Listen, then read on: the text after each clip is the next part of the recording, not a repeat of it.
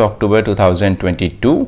शुरू करते हैं आज के करंट अफेयर्स को। Before that please like the video, share it and subscribe the channel. कल क्वेश्चन पूछा गया था कि उज्जैन जो है वो किस नदी के साथ में बसा हुआ है, वहाँ पे कौन सी पवित्र नदी है जो बहती है। तो उसका राइट आंसर है शिप्रा। तो शिप्रा नदी ही वो नदी है जो उज्जैन में है और इसी शिप्रा नदी में है महाकुंभ भी होता है, तो ये उज्जैन में है। इंटरनेशनल अफेयर्स में आज के जो इम्पोर्टेंट टॉपिक्स हैं, इंडिया में वर्ल्ड जियोस्पेशियल इंटरनेशनल कांग्रेस जो है वो हैदराबाद के अंदर इसकी हुई और इसको एड्रेस किया प्रधानमंत्री मोदी ने भी, और उन्होंने बताया कि भारत के पास क्या क्या चीज़ें हैं, क्या खूबियां हैं और किस तरीके से पूरी दुनिया इसमें निवेश कर सकती है और रिलेटेड टू जियोस्पेशियल उसमें किस तरीके से काम आ सकता है भारत का कंट्रीब्यूशन। तो ये हैदराबाद में हुई।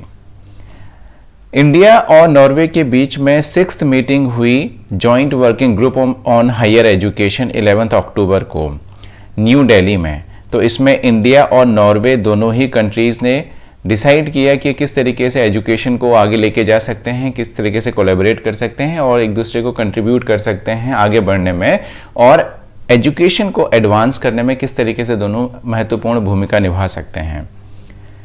इंडिया ने capacity building of Bangladesh civil servants ये स्टार्ट किया, अभी इनकी 53rd 2-week ट्रेनिंग। तो ये national centre for good governance Mussoorie यहाँ पे स्टार्ट हुई। तो ये बेसिकली 2 वीक का एक प्रोग्राम होगा जिसके अंदर जो बांग्लादेश के सिविल सर्वेंट्स हैं उनको ट्रेनिंग दी जाएगी, उनकी कैपेसिटी बिल्डिंग पे फोकस किया जाएगा।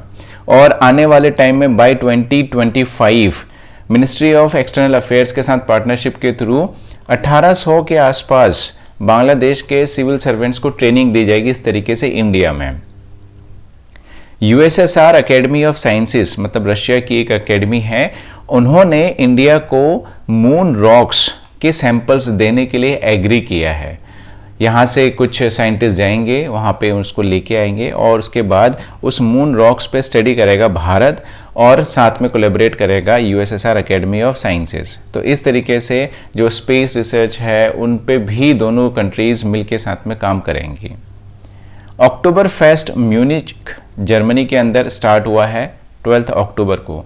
म्यूनिक के अंदर ये फेस्टिवल हर साल होता है, कोविड के टाइम पे ये इतना नहीं हो पाया था, लेकिन जनरली ये अक्टूबर फेस्ट बहुत पॉपुलर है और स्पेशली ये अक्टूबर फेस्ट जो है ये बियर के लिए काफ़ी फेमस है वर्ल्ड वाइड।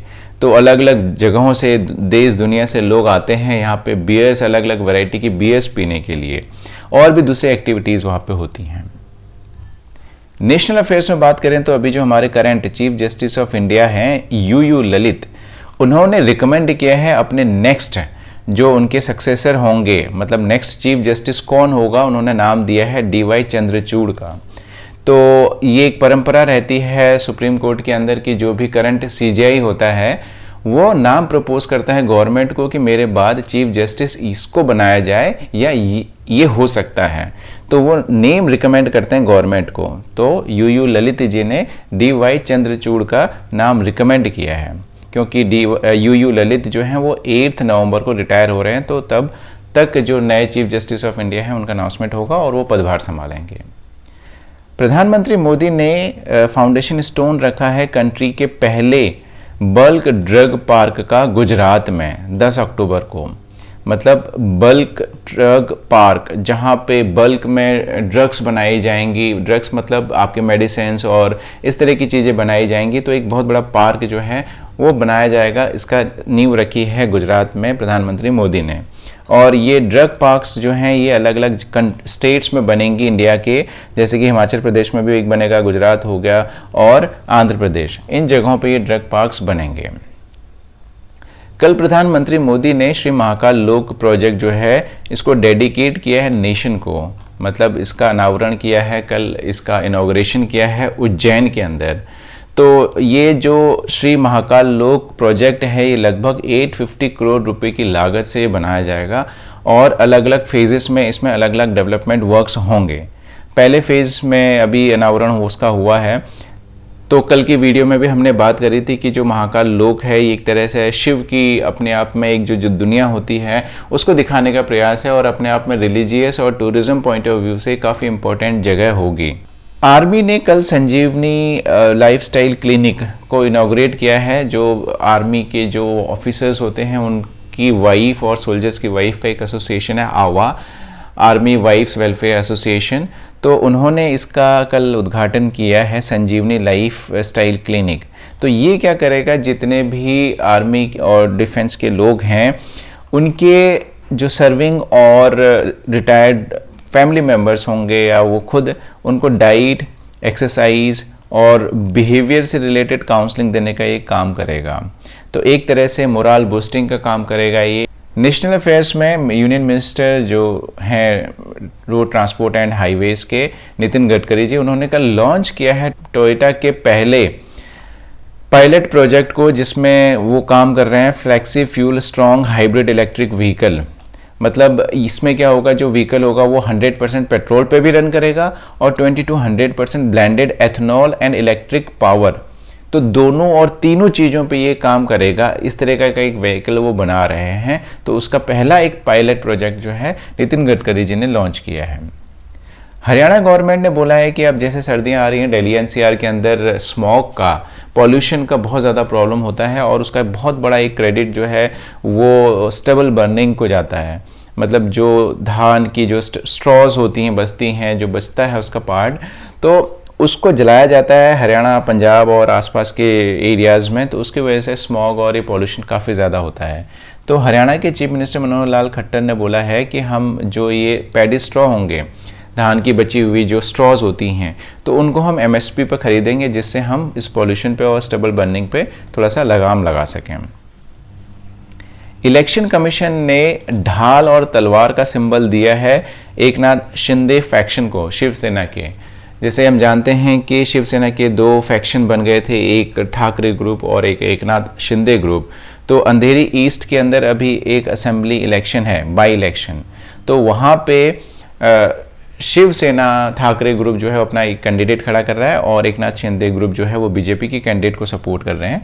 तो अभी इन दोनों ने ही अप्लाई किया था कि जो ट्रेडिशनल इनका सिंबल है धनुष और तीर का, वो उनको मिल जाए, लेकिन इलेक्शन कमीशन ने वो सिंबल फ्रीज कर दिया था और जो नाम था शिवसेना वो भी फ्रीज कर दिया था। तो दोनों ही फैक्शन को अलग नाम और अलग सिंबल अब मिल गए हैं। तो शिंदे ग्रुप जो है, उनके ग्रुप का नाम होगा, उनकी जो पार्टी अभी इस नाम से पहचानी जाएगी, बाला साहेबची शिवसेना, मतलब बाला साहेब की शिवसेना। और उनको ये दिया गया है ढाल और तलवार का सिंबल। और इससे पहले अभी 1-2 दिन पहले ठाकरे फैक्शन जो था उनको फ्लेमिंग टॉर्च यानी मशाल का सिंबल दिया था इलेक्शन कमीशन ने इस अंधेरी ईस्ट इलेक्शन बाई इलेक्शन को लड़ने के लिए। इकोनॉमी की अगर हम बात करें तो आईएमएफ ने, इंटरनेशनल मॉनेटरी फंड ने, इंडिया के ग्रोथ फोरकास्ट को कट करके 6.8% जो है वो कंसीडर किया है कि इस रफ्तार से इंडिया की ग्रोथ रेट बढ़ेगी इस साल। और उन्होंने कहा है कि कोविड की वजह से और जो इन्फ्लेशन हो रहा है पूरी दुनिया में उसकी वजह से और यूक्रेन वॉर जो हो रहा है उन चीज़ों की वजह से ये डिक्लाइन आएगा। और ये आप देख सकते हैं आईएमएफ ने 6.8 जो है फाइनेंशियल ईयर 2023 के लिए इंडिया का फोरकास्ट किया है और आरबीआई ने 7.0 किया है, वर्ल्ड बैंक ने 6.5% फोरकास्ट किया है। तो ये 3 बड़ी ऑर्गेनाइजेशंस हैं, उनका फोरकास्ट है इंडिया के लिए। स्पोर्ट्स में बात करेंगे, इंडिया के जो शटलर हैं लक्ष्य सेन, जो कि वर्ल्ड के नंबर 8 शटलर बन गए हैं और अपनी रैंकिंग में उन्होंने काफ़ी इजाफा किया है, अच्छी की है। FIFA under 17 women world cup start हो गया है कलिंग स्टेडियम भुवनेश्वर के उड़ीसा में 11 अक्टूबर को, और इसमें इंडिया की वीमेन टीम भी पार्टिसिपेट कर रही है। इंडियन क्रिकेट टीम ने कल साउथ अफ्रीका की क्रिकेट टीम को 2-1 से सीरीज़ हराई है वनडे की। तो ये अपने आप में एक good news Indian cricket team के लिए। हालांकि हम जानते हैं कि इंडिया की जो मेन टीम है वो अभी ऑस्ट्रेलिया पहुंच चुकी है पहले ही और वहाँ पे प्रैक्टिस कर रही है, वर्ल्ड कप की तैयारी कर रही है, T20 वर्ल्ड कप की। तो यहाँ पे इंडिया की जो दूसरी टीम थी वो खेल रही थी, तो उन्होंने भी ये सीरीज़ जीत ली है। रॉजर बिनी, स्टुअर्ट बिनी के फादर और 1983 वर्ल्ड कप में खेलने वाले खिलाड़ी रॉजर बिनी अभी हाल में ये कर्नाटका स्टेट क्रिकेट एसोसिएशन के प्रेसिडेंट हैं और इन्होंने कल अपना नामांकन भरा है बीसीसीआई प्रेसिडेंट के लिए। तो ये उम्मीद की जा रही है कि 18 अक्टूबर को ये प्रेसिडेंट नियुक्त हो जाएंगे बीसीसीआई के। 11 अक्टूबर को कल बर्थ एनिवर्सरी मनाई गई लोकनायक जयप्रकाश नारायण की, और बर्थ एनिवर्सरी मनाई गई भारत रत्न नानाजी देशमुख की भी। बॉलीवुड स्टार अमिताभ बच्चन का कल जन्मदिन था, उसको भी सेलिब्रेट किया गया। और कल इंटरनेशनल लेवल पे international day of girl child celebrate किया सारी दुनिया ने लगभग। तो आज के इस सेशन को ख़त्म करते हैं इस क्वेश्चन के साथ में। जैसे कि हम जानते हैं अभी रोजर विनी ने नामांकन भरा है नेक्स्ट बीसीसीआई प्रेसिडेंट के लिए, तो आपको ये बताना है कि अभी एट प्रेजेंट जो है वो बीसीसीआई का प्रेसिडेंट कौन है। तो आप अपना जवाब कमेंट सेक्शन के माध्यम से बता सकते हैं, और अगर चैनल अभी तक सब्सक्राइब नहीं किया है तो इसको सब्सक्राइब कर लें, क्योंकि इस पे हम काफ़ी important videos, analysis, current burning topics का और डेली के करंट अफेयर्स को इसमें लेके आते हैं। तो इसको सब्सक्राइब करना ना भूलें, वीडियो को लाइक करें और शेयर करें अपने फ्रेंड्स के साथ में और दूसरे लोगों के साथ। Thank you so much.